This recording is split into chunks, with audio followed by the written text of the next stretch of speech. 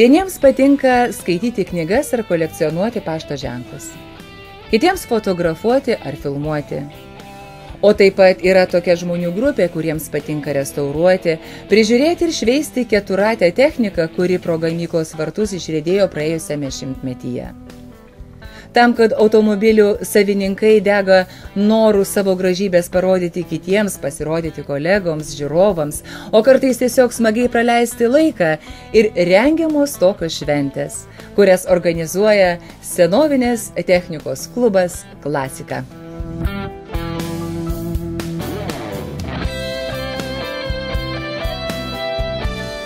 Turbūt daugelis iš mūsų jau net nebeprisimena, kada ir kaip susidomėjo senovinė technika.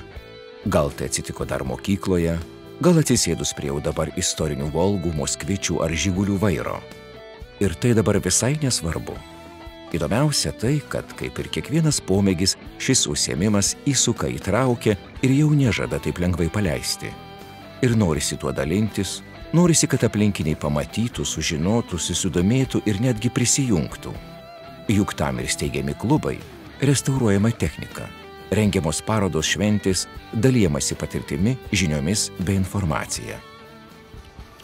Didelis automobilis, didelis variklis, dideli norai. Ar automobilio savininkas galės atsakyti mūsų klausimus? Keliaujame ir sužinokime. Labadiena, kalbame su automobilio savininku. Sveiki, aš esu Gytis. Labadiena, Aurimas. Aurimai, malonu. Koks tai automobilis? Buick Riviera, 71 metai. Kodėl būtent šis automobilis? Kas čia yra tokio jums? Man tai yra didžiulė meilė. Kodėl? Pažiūrėkit, kokios jos formos. Primena moterį. Ar tai yra pirmas automobilis? Jo, tai yra pirmas automobilis. Kada jis atsirado pas jūs? 3-4 metai atgal. Ar daug įdėta jėgų, laiko, dažų, lėšų? Įdėta. Ar turite antrąją pusę? Turiu. Ką jinai žino apie šį automobilį? Nieko. Ar jai patinka automobiliai? Jai patinka tiek, kiek man patinka, galima sakyti. Jūs dažnai dalyvaujate renginiuose? Jo. Ar priklausite klubui Klasika? Taip. Ar dažnai jūsų antroji pusė važiuoja kartu į renginius, kad būtina tarsi automobilio pažiba, papuošti automobilį? Taip juk būna. Būna, bet retai. Kodėl? Jai labiau patinka kitos, kaip sakyti, kiti užsiėmimai. Suprantu. Jūs turite amerikietišką, išskirtinai amerikietišką automobilį. Na, o jeigu jums pasiūlyti itališką automobilį ar kitos valstybės, ar būtų taip ar ne? Jeigu jisai man patiktų ir būtų gražus, tikrai taip. O kas yra gražu?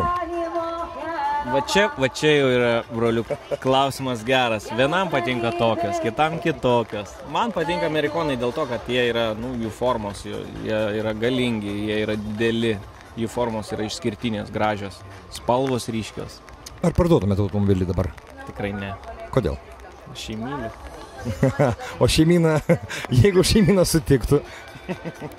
Ne, tikrai ne. Tikrai ne. Jeigu kas nors pasiūlytų keisti į Ferrari, belė kokį, F40, Le Ferrari arba seną 60 metų, 50, ką sakytumėt? Sakyčiau, turbūt juokauju. Juokauju. Ačiū labai. Štai tokie žmonės šiandieną čia dabar. Ačiū labai. Semiuosi įkvėpimo iš tokių žmonių. Ačiū labai.